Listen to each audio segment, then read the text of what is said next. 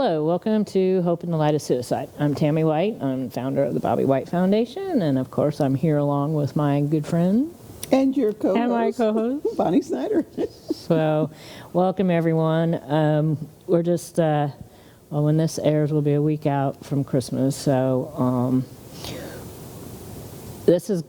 this show is kind of just going to be a free-for-all, which sometimes it is anyways. But this is going to be the last show that we're going to tape until the first of the year. There's just, there's a lot going on in our country with the school shootings and the tornadoes.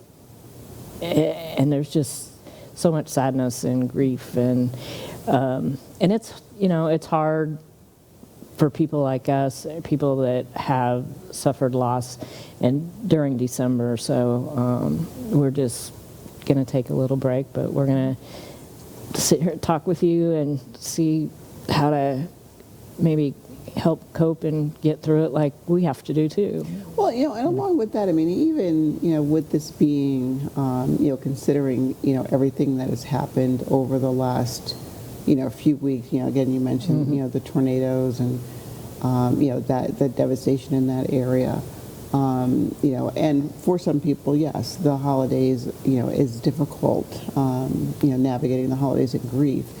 At the same time, there's also, people who kind of use this as a breather and a sit back, and it's like, let me attempt to reset, and, sometimes there is that ability to find some joy in the midst of everything else.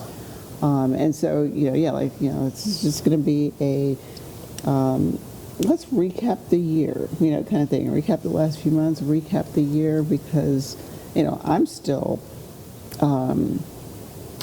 processing the fact that we've actually been doing this for a year. I know. I can't believe it, especially as long as it took John to talk into saying yes. But yeah, and we've brought on some really awesome guests throughout the year, and then too we just did a field trip, so we can talk about that a little bit too. So but first we want to of course thank John and WeBeam TV and Rob and Gage and Dylan and for everything that they do. Awesome crew. They are. I mean, we were just, wow, not getting too much into it, but we were just out front, just kind of laughing at a situation. What a situation was, shooting the breeze. Shooting the breeze. I mean, it's always a good time around here. So, and we want to thank also the Hilton Garden Inn for their sponsorship, and you guys out there. Yeah, be sure if you're in the area to just run into the lobby, and we have artwork hanging up all throughout the main floor of the hotel that is for sale, and they still have the Art for Hope stickers on them. I still need to get them on the website, but even if you go out there and you take a look at them and you see something that you like, just give the gallery a call, and we can figure out what to do. One of the artists, Neil Adamson, is a Florida artist. He's actually a retired firefighter. I've been representing him for, almost 25 years. Alex Groppe, he does some really awesome abstract, real deep, rich color pieces. He was, at one time, I think he was a history teacher at River Ridge High School. But he's kind of switched more into the music part of his art right now. But that's all out there, and because we haven't been able to have our real in-person Art for Hope, we're just kind of extending things a little bit, and just kind of, and I think we're still going to have maybe a couple other pop-up events in the springtime as we work towards our 5th annual next year, which will be in September. I don't have the date yet, but it'll be the week of, see, look at those colorful ones right there. The ones the ones that were up, I like those. Those ones right there. Those are beautiful. And the richness of the colors in his pieces is just amazing. But now I forgot what I was saying. Pop-up events? Pop-up events. we'll have a couple probably in the springtime, and hopefully get something going with Parks and Rec too. So, I mean, we have a lot of plans for the new year, but like you said too, I think the 2 weeks that we're going to be off, of course, I'm trying to get everything ready for Christmas from the gallery. I still got people coming in like last minute. Okay, so I got to get that done, but it's going to, I think, be a little bit of a time to kind of sit back and relax and just not, it's not really going to be relaxed per se in that sense, but, you know, make a little bit of plans for what we're going to bring, you know, for the new year, both for the show and the foundation, as I've got some really cool ideas that I've been kind of kicking around, so. Yeah, it's nice to get those, you know, those ideas going, you know, but we talk about, you know, the show and you know, support and whatnot, you know, along with, you know, the hotel, you know, not to forget about our kindness page, Yep. and, you know, knowing that there are, you know, different amounts that you can send in, you know, to help support the show, you know, just kind of let you know that, you know, this is a, you know, self-supported show. You know, hey, you know, we'd love to have a corporate sponsor, you know, another corporate sponsor, I should say. You know, but, you know, those of you, you know, who watch, you know, we have our loyal following. You know, if you want to help sponsor, there's the kindness page. You know, we have the QR code that always pops up, you know, during the show. You know, we have, of course, our fabulous T-shirts. Last minute Christmas gifts, I do have some at the foundation. You hear that, folks? Last minute Christmas gifts. Everybody, you cannot go wrong with T-shirts. No, you can't. You know, you know, for some people, clothing is like, what do you give the person that has everything? A T-shirt. A T-shirt. And what better than a Hope Bobby White Foundation T-shirt? Exactly. You know, we have the two styles, the V-neck and the crew, with the two designs, and yeah, they're very comfortable. Yeah, I thought to wear mine, but I figured I'm gonna go a little Christmassy today. Yeah, especially knowing that, you know, we're gonna go on the little hiatus. I thought about doing Christmassy, but I had to go to I went to another networking luncheon thing, and so I was in foundation mode. Gotcha. So thus. Yeah, I was kind of in, what's the word I want to use? Kind of work, not work kind of mode today. It was one of those, you know, needing to decompress, you know, from, hence, you know, the conversation we were having when I walked in this, you know, when I walked into the studio. You know, but some of the, the decompress from last night and work at the same time. So it was like I think I'm going to work for a couple of hours, and then I did a little shop therapy, and then it's like, all right, let me go home and change clothes and, you know, come and film, and then I'm going to do a little more shop therapy. But last night was a little bit of a eventful night, you know, at my house. You know, that, you know, unfortunately involved the two 11-year-olds that I live, you know, that I should say that I live with. That you live with. It's two 11-year-olds that live with me, or, you know, no, I think, you know, sometimes I think I live with them and not the other way around. You know, but, you know, given the situation, you know, without, you know, going into a whole lot of detail, you know, it was like, what are we talking about on the show today? And, you know, the event got me thinking about, you know, stressors that happen, you know, along the holidays, not only as they affect maybe us as adults, you know, but also children. And I think specifically, you know, in this case, you know, children who are loss survivors. You know, because unfortunately, you know, I say fortunate for me, you know, being in the job that I have, you know, away from the, you know, not my not show job. You know, I have the access, you know, to resources, you know, when it comes to dealing with, you know, people who aren't in a mental health kind of crises. But, you know, as we were talking about, I know what was going on with, with the boys and everything, it was like, wow, as adults, we, are sometimes in touch with our coping skills. It's not always the same when it comes to children. And, last night, again, there's the two of them, Jabril being one and, Patrick's son Devin being the other. And as I was talking to my coworker who who was talking to both of the boys, this is the first time I saw in a long time that I've actually seen Devin cry. And I'm thinking to myself like, wow, like, oh my goodness, here we're going on for him the second year without his dad. And watching the stages that he's going through and dealing with that loss. And one of the questions we asked him, what do you need? What do you want? And I mean, he answered it one word. Might be actually two if you think about it. My daddy.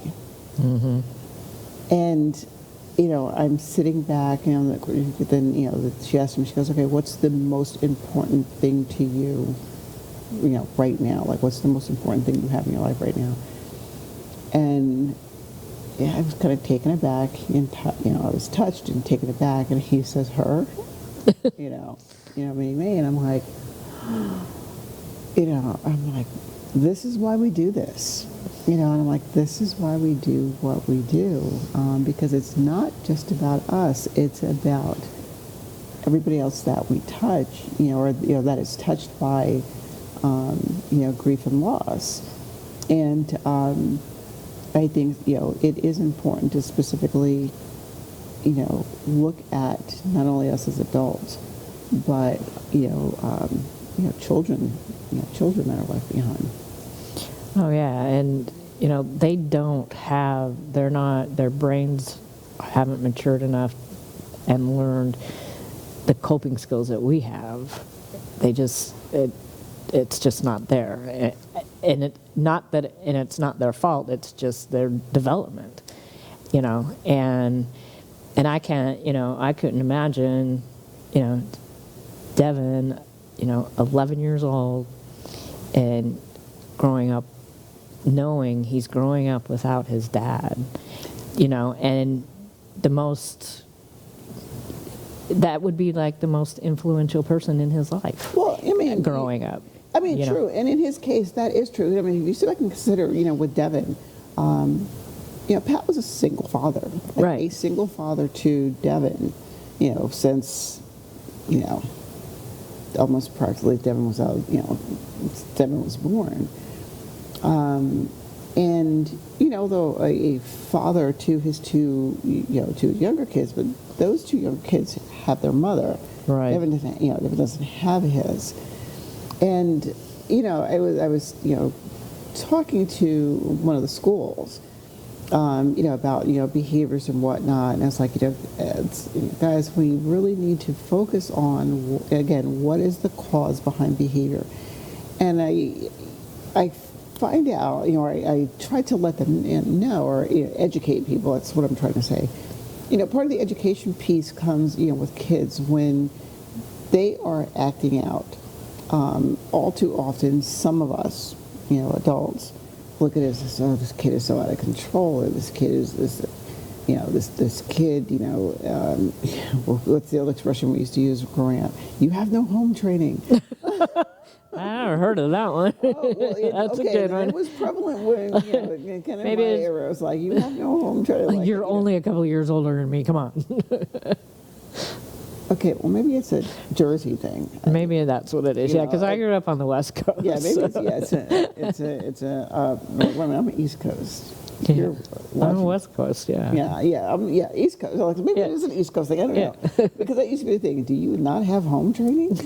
That's a good one. I had to remember that one. But, but again, there's this tendency, that people look at it as, they're not being taught at home. They're just, wayward children. They're just, and I hate to use this word when it comes to children, they're just bad. And it's like, it is, no, maybe these children are processing, what's going on. And again, as I was sharing with, some, folks last night, dealing with, what was going on with the boys, because the coping skills that they chose to utilize last night, were not the healthiest. It was not the healthiest. And, I tell myself, oh, I'm so glad I'm in the field that I'm in, because I probably would have lost my mind. However, I remember saying, it's like, this is their way of dealing with, or they're acting this way because they're dealing with their frustration, they're dealing with their anger, they're dealing with, and when you look at it, what are the stressors that are on these kids? Look at them, 6th grade. This is their first year of middle school, completely different environment. Then you have the, they're going from, elementary school where things are so structured to middle school where there's still a little bit of, or, where there's a little more freedom. But at the same time, to, your point of non-developing brains, they're still kind of, they're still juveniles. It's like, guys, what you did, and, and I do this in the classrooms that I'm in sometimes. Guys, you're on a bridge. We're not children anymore in middle school. You guys are, on this bridge to becoming young adults. But on this side of the bridge, it is very different, because they still have that juvenile mentality. And I was like, you hope by the time they get to the other this side of the bridge in 8th grade that, it's like, we're prepping you. 7th grade is, all right, we're kind of weeding that out, or, tamping down the juvenile stuff, that by the time you hit this side of the bridge, you're mature enough to make the transition into high school. But, yeah, I just thought of the word for us, what I got called, incorrigible. I've heard that word. I've heard that word. She was just incorrigible. Okay. Yeah, it's a hard age. It's a hard age for kids, period. But when you add all the other stuff that they're going through, and particularly Devin's, dealing with, it just exacerbates everything, and they don't know how to deal with it properly. And I think of when I think of his siblings, I ask myself, do his siblings even remember their father? Yeah, because there's no communication, is there?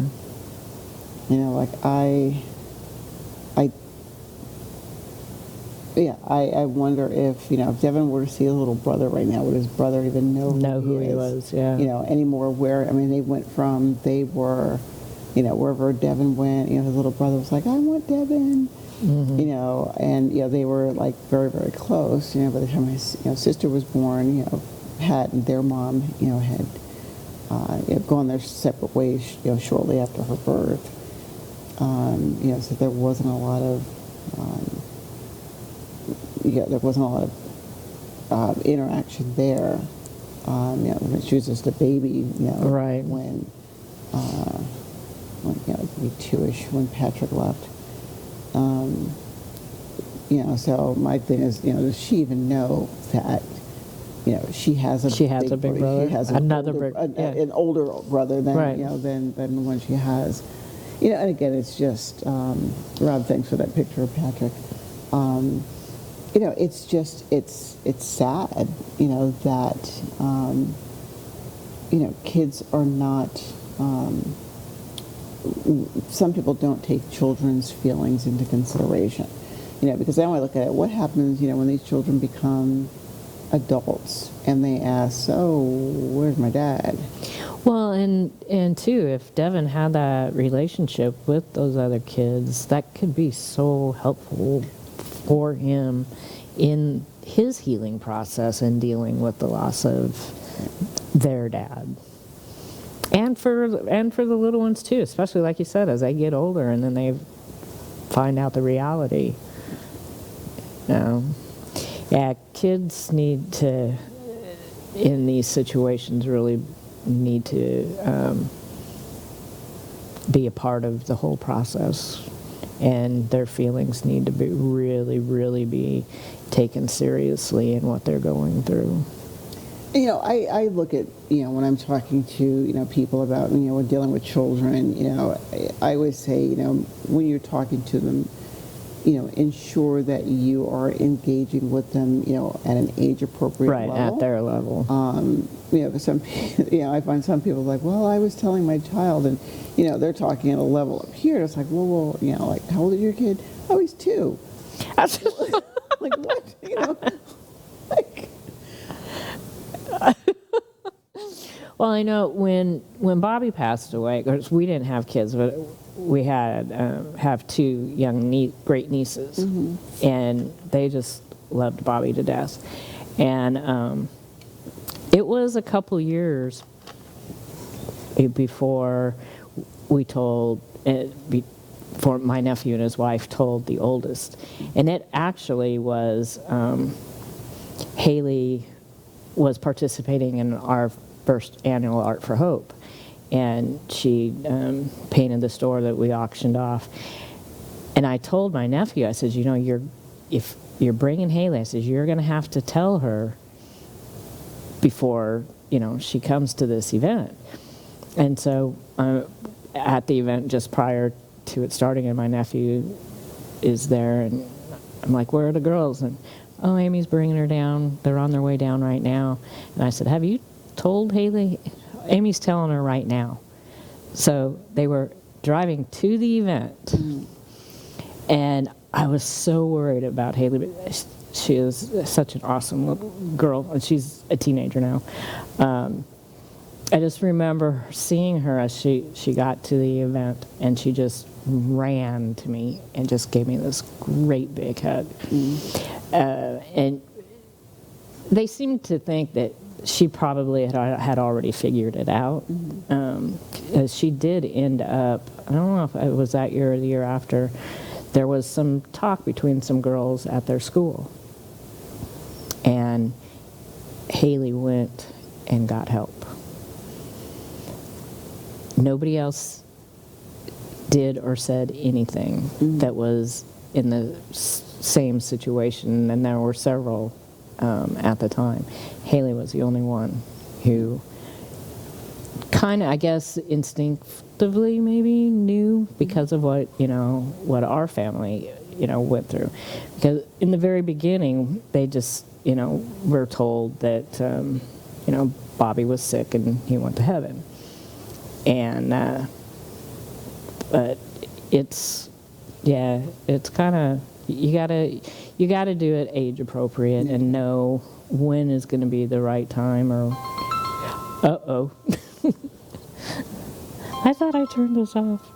It's a new phone. So things that happen on the set, folks. I know I turned this off. Yeah. Oh jeez. Well, at least it is off. Why is it ringing? It's new, so I don't know how to work it. It was nice. I was like, oh, I like, the camera set. Okay, squirrel standing out. Oh, geez. But speaking of events, we've been kind of busy. Yes, And even Offset. Even Offset.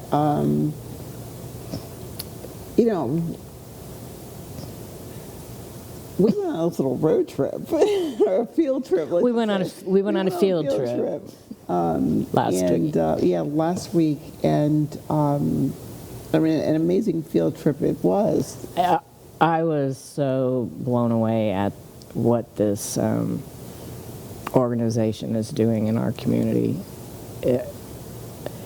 It's amazing. We went to the Vincent House.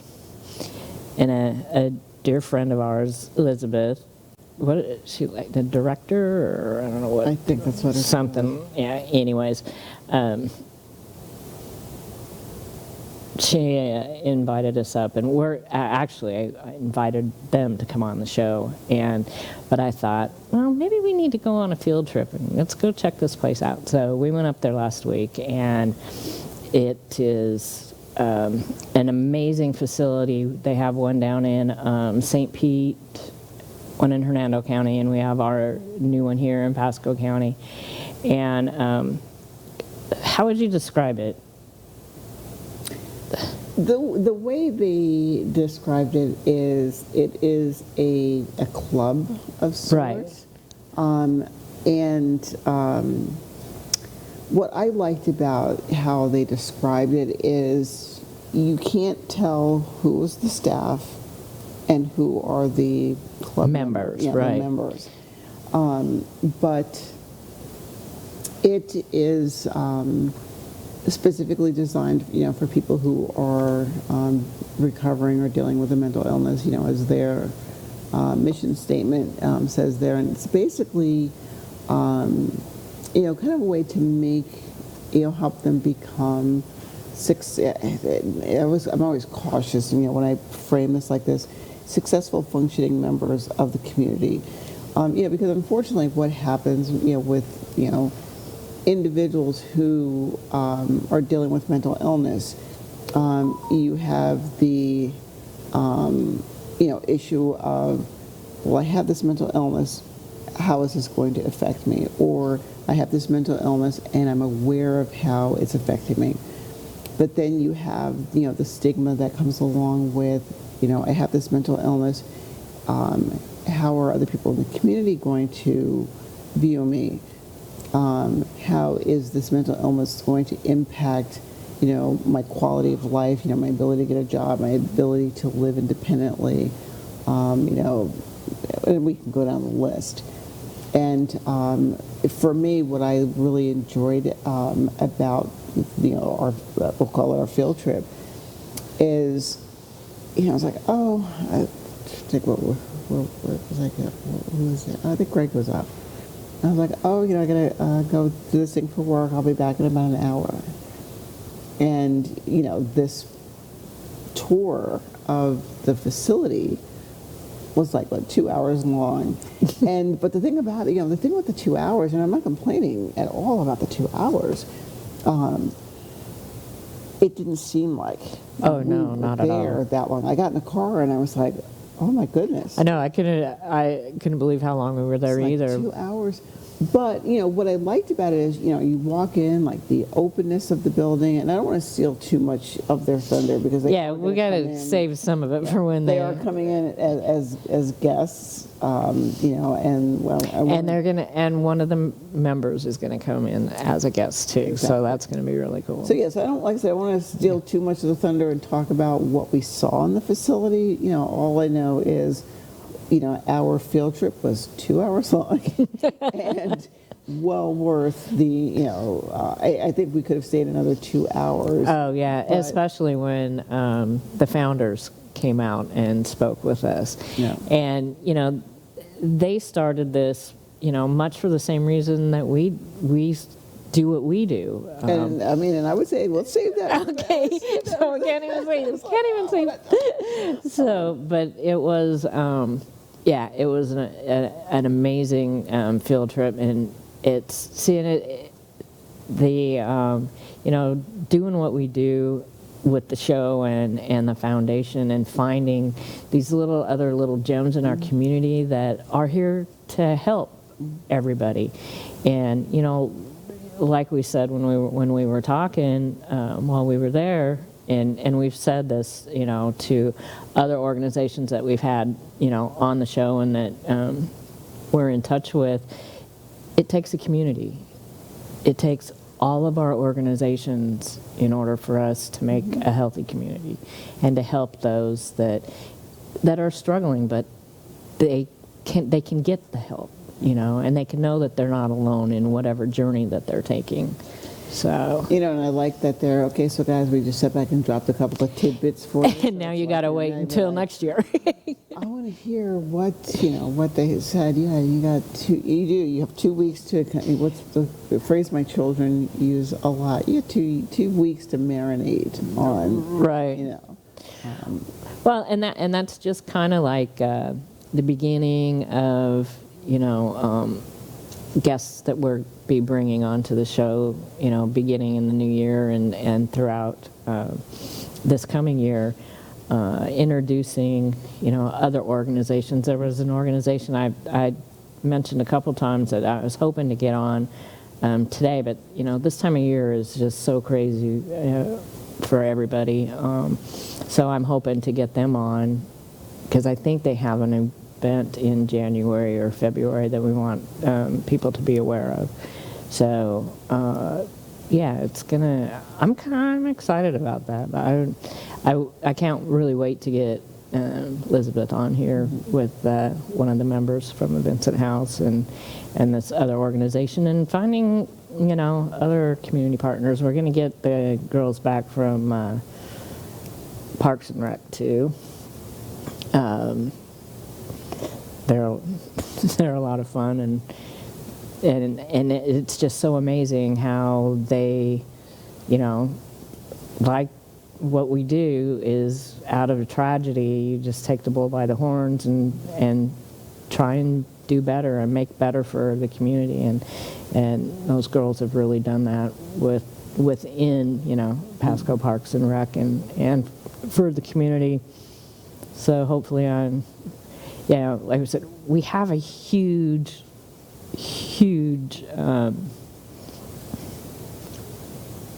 county. Our county is big, and it's kind of split in half. So sometimes it's hard to share a lot of resources and events, throughout. It's usually, West Pasco and East Pasco, but they're really on board with, we did the event in East Pasco, and so now we want to do something in West Pasco, and so that's gonna be a lot of fun. I ran into a gal from Parks and Rec at one of the events recently, and she goes, "Oh, they already know you," and I was like, "Yeah, they do," because she was collecting information from, I guess, other vendors at the event that we were at. And she said, "Oh, I recognize you. Okay, we'll be in touch." Yeah. And I think it's worth noting to the folks that tune in and watch the show, like if you yourself or there's a community partner that you feel would be I don't want to say a good fit, but would be somebody that we should bring on with us. Reach out to the foundation and say, hey, get this person. That would be, a good fit for, the show, or, you guys should consider, Well, and even, something for, the foundation. I had mentioned, at the beginning that I'm kind of working on towards a new project program for the foundation in which it'll bring in more community partners, and that I haven't come up with a name of it yet, but the idea of it is self-care wellness kind of scholarship program, and the basics of it would be we'd have I call them community partners, but like a massage therapist or a couple massage therapists, chiropractors, maybe, of course, I always think of Kim from 9 Round, someplace to exercise, hair and nails, where people that are going through, being a loss survivor, particularly maybe in the first 6 months or even year, we have a hard time taking care of ourselves. And this would just be a way to help them. That maybe somebody really just needs to go get a good haircut and get their nails done, just to relax and just to take care of themselves. Where either they can nominate themselves for a scholarship where the foundation would pay for that service, or have, somebody who knows them or, whatever, where they can nominate that person to say, hey, she's going through this, a really good massage would probably do her really good, so I'm kind of working on putting something like that together for the... Yeah, that sounds really exciting because, again, as we're talking about, when we're going through stuff, regardless, and I would say, almost say regardless to what it was, but any, traumatic event, whether it is dealing with a loss, or, sometimes, in our daily, our own, a work stressor, a, relationship stressor or whatnot, when you think about what we're doing here, even though the, I would say the umbrella is, grief and loss, and loss survivors. Underneath that umbrella is, is so, is some other stuff as well, because, if you sit back and think about it, all right, we've suffered, these losses. What's after that? It's not like the person, or persons that we lost, we lose them over and over every day. There are times that, depending upon what they are, we deal with the residual effects over and over every day.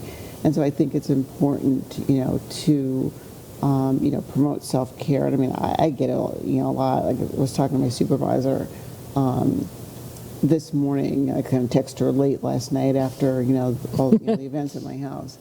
And I was like, holy cow, this is what happened. I was going to let you know, I'm really going to be remote tomorrow. It's usually I go in the office at Tuesday. I'm not, And, she's very, my supervisor is very, very good, about, are you sure you want to work today? You might want to consider, taking some time. Like, what are you doing for, for self-care? Right. And, it's important, and her doing that, is a reminder that sometimes we have to be the reminders for others, to talk about, or to remind, hey, do some self-care. So whereas, say, my supervisor would say to me, what are you doing for self-care? As I text her back, well, this is what I'm telling, like, there was a joke, as I'm telling her what's going on, and like the very last line of this text message I put to her, and it's like, and I didn't drink, LOL. And she was like, well, I'm glad to hear that, and I was like, no, I said, that was me being sarcastic, it's like, right. I wasn't drinking. But I said, that was my, attempt at, she's like, oh, okay. Not that, mind you, not that there was a concern, that I was going to go on this bender. But, it's, in that, again, it's that reminder to, do some, some self-care, whatever it is. Like for me, it's shop therapy. Like, for the first time in decades, today, I'm going to say it's probably today, because I leave, when we leave the studio, I'm probably going to have all of my Christmas shopping done. Oh, jeez. Which is like, what? I'm more likely going to have all of my Christmas shopping done. And, now there's, what's the word I'm looking for?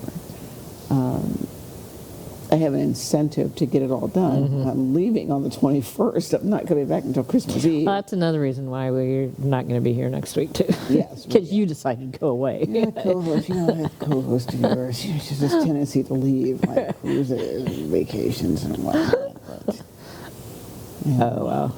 Well, it's good timing, though, because, yeah, we were actually, because what did I text you, like Friday night or something? What are we going to do? Are we going to tape, over the holidays? And oh, no, it was Saturday night, because you were out to dinner with your kids. And you're like, oh, let me think about it. What do you think about this? Let me think about it. And I'm like, okay, we'll talk about it Tuesday. We'll talk about it on Tuesday. And then between then and now, and then you said, well, I'm not going to be here next week. And I was like, it's okay. I think I've already decided that we're going to take the 2 weeks off. And that's the Christmas week, that is, like next Yeah, that week is the week of Christmas week. You're right. And so, I mean, it'll work out good. Because I was actually, when I was just watching what was going on out there in the world, and I was just, we need to take a break. I need a break. I'm sure you need a break, especially after last night. And, and just to, think about all these other people that are, towns that are totally devastated, and these families that lost so many people, recently. It's just, and it's devastating any time of year, but I think it just, it adds to the devastation when it's this time of year. It is, and when I heard, that these tornadoes, tore through like Kentucky and, Missouri and, Well, and you have family out there too. I do. I think for me, when I heard that Kentucky was hit, one of the first things that hit in my mind, that came into my mind is, did it hit Katie's? Oh, is that the town the people that helped you? Yeah, the people that helped us. And I was like, how close was this to Katie's? And the thing that came into my mind was, that town with those people who are no longer strangers. We are like friends. It's like we've become life friends now. And I remember posting on my social media page, please pray for everybody in the wake of this tornado. And by the way, my friends and family that are in its path, please do a check. Yeah, I saw that. Yeah. And I think one of the first people to chime in, and say that they were okay, was Sue, she was like, no, we're okay here. And then, her daughter, Brandy, she chimed in and said, yeah, they are, and I'm probably going to get northeast, south, and west, but they were like, a couple of counties west of where it hit, so they were spared. My sister, one of my older sisters, called me. I can't get a hold of her mother. My mom's in the Mississippi area. She's not answering. I'm like, well, hang on a minute. So, I called my other, my younger sister, excuse me, that lives in Mississippi. Hey, were you guys in the wake of this, and her response was kind of like, what tornado? Or something like that. But she's like, if it hit any part of Mississippi, she goes, it's not, we didn't know about it. She says, it was nowhere near us, so that was comforting. But watching, looking at the news and, hearing, about the one town that was like 70% of this town is gone. Oh, I know. Again, this, started looking at it last night or listening to it last night, and then, of course, a follow-up with it this morning about the woman who, is herself and two children. And she said, she had her children like tucked under each arm. One I think was 2 and the other one was 4. And miraculously how they survived. And she goes, in a microsecond, we were in this room in our house on the bed to being 200 feet over here because the tornado just sucked them up, took the roof off the house, pulled them and the mattress they were on, like basically up out of bed, and they like flew through the air and landed 200 feet away from their home. And I think she said she had a broken arm, but she goes, luckily there were no broken bones to the children. Amazing. And again, I was like, you think of the things like the people, like, well, the children remember that, it was kind of the first thing. But she was like, I'm grateful. I don't know how we survived that. I still don't know how. And I'm thinking, she's very calm. And in my head, I'm like, I wonder when the realization of what she went through is going to hit. Gonna hit, yeah. And, again, this is, one of those things where, we see it in our line of work all the time. Oh, I'm good. Until you're not. And then when Well, and that's what, when you're in the midst of all that, they're so focused right now on their survival, cleanup, where's food and shelter, where's all that coming from, and even the people that are volunteering to go in there to help them out. So you're focused, and that's what happens with us. It's when all this goes away, everybody goes back home, and the reality of what you just went through sets in. Yeah, I know it was funny, if I get a reality reminder in my house all the time, of course it does, but with I don't know why this does this. The ghosts in my house, my children are like, our house is haunted. Patrick, stop. The boys alone. But yeah, what I mean, for me, I use that as a comical coping, I guess. It's like, it's like not wanting to minimize, or make light of, the loss, while at the same time,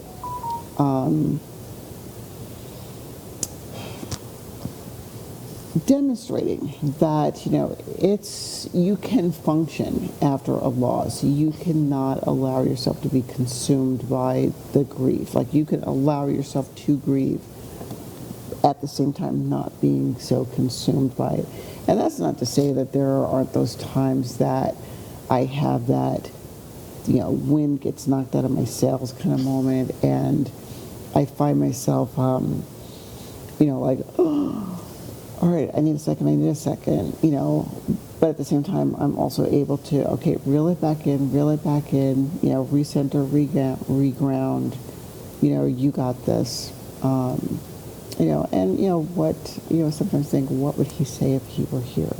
I remember, things that he used to say, to other people, when, they suffered losses, and some of the comments, on its surface may seem, a little inappropriate. Again, like I remember, when we were going to Kansas for Aiden, and, Carl, it was like his first question to me when he called, "Where's my little brother?"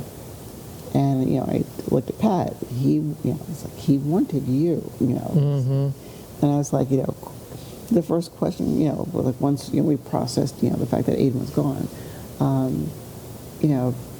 his next question was, "Where's my little brother?" And the boys were tight, and of course I'm sitting back thinking, what is Patrick going to come out as, what is Patrick going to say to his brother? And the comment that he made, I'm looking at him, did you just say that? But then I had to sit back and think about it. I asked Carl, I said, did you hear what he said to you? And he goes, but that's my little brother, and that's why I needed to talk to him. And, and so it's like taking, when you're able to interject laughter and comedy and whatnot into a tragedy, it doesn't, like some people think, oh, it cheapens, No. it cheapens the loss. It is a, what's the word I want to use? It's disrespectful to the memory of the person. And it's like, no. No. I just... No, and our loved ones, they would want us to laugh. They don't want us to be sad all the time. I know that my husband doesn't want me to be sad all the time. Now, he can't control that right now, but no, you want to be able to talk about them and have, talk about the good times and the funny things and, the quirky things, about them. Because I was reading something, and I've often said this, when my mom, right after Bobby died, my mom wanted me to sell my property and move back to Washington. And I was like, and my response was, and it this goes along the same lines, is we had 25 wonderful years here. I cannot let one bad incident ruin all that. And it's the same thing with your memories of that person, you know, aside from, you know, that. You want to remember how they lived, not how they died. Well, I mean, Or, you know. no, that is so true. You know, when I think about, you know, like someone asked me, my neighbor, you know, again, I talk about him a lot, he's my best friend, you know, as well. You know, we have this joke about, you know, eventually we're going to sell our respective houses and, you know, buy a place out in the country, you know, like we always say, we're going to buy a commune. I was like, stop it. You know, I was like, what do you mean a commune? But no, there's like a group of us that, you know, are friends together. It's like, yeah, let's just, you know, you live over here, and you live over here, and you live over here, and you live over here. How about if we all just sell our respective, you know, houses and just buy a little community where, you know, we're all within walking distance of one another. And I'm like, you know, in theory, that sounds really good. At the same time, for me, it's like, this is the last place that Patrick lived. You know, like, you know, his bedroom is still made up, you know, and it's funny how when people come to my house, no one sleeps in that room. You know, and it's like, yeah, guys, you know. And in the beginning, I want to say people avoided sleeping in his room because, you know, I would have that moment of, oh, that's his room. Right. There. You know, now it's like, I will always refer to it as that's Pat's room. But I'm not as skittish, I should say, about people sleeping in it. So, but I think it's important, you know, I actually continue with the importance of, you know, this particular show and going into hiatus, you know, that we do remind people, you know, it is the holiday season. You know, there is that potential that you're going to feel, you know, get down in the doldrums, you know, don't isolate, don't, you know, or I should say don't. Don't. Try not, you know, try to avoid, you know, isolating, you know, use, you know, these, you know, self-help, you know, tips that we give you, you know, make sure that you're eating, you know,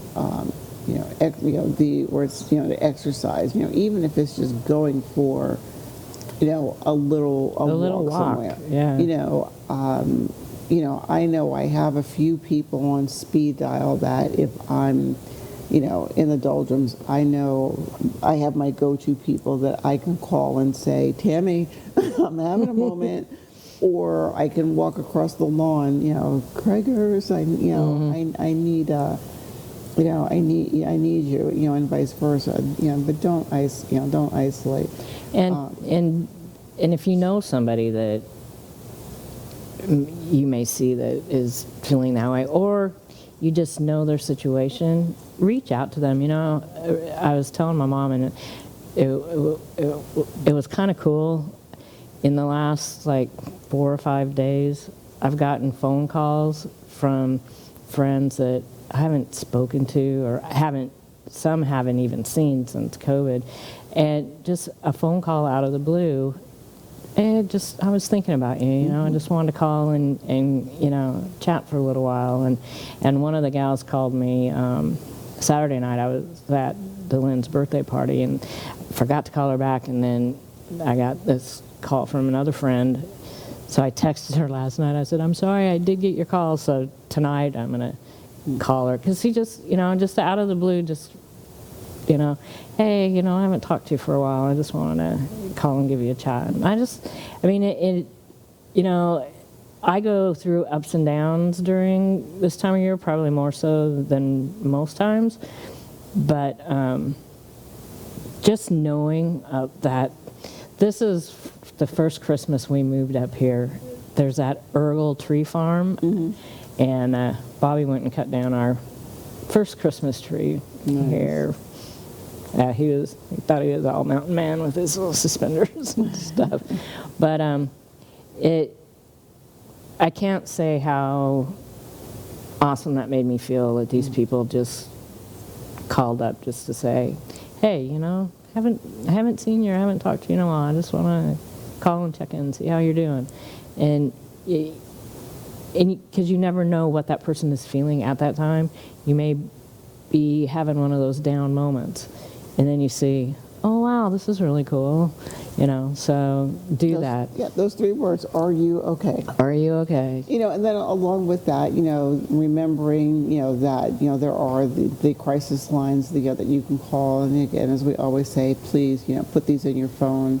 You may never need to, hopefully you'll never have to use them, but it's nice having them, at your fingertips in case you do. Also, hey, the purple folders, they were created for a reason.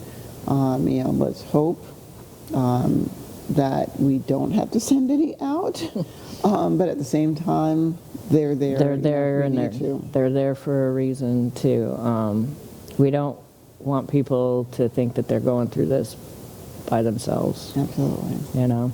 So he said we're gonna be off for the next couple weeks, but there's 48 shows you can watch in those 2 weeks. Exactly. Yeah. So just do the best you can.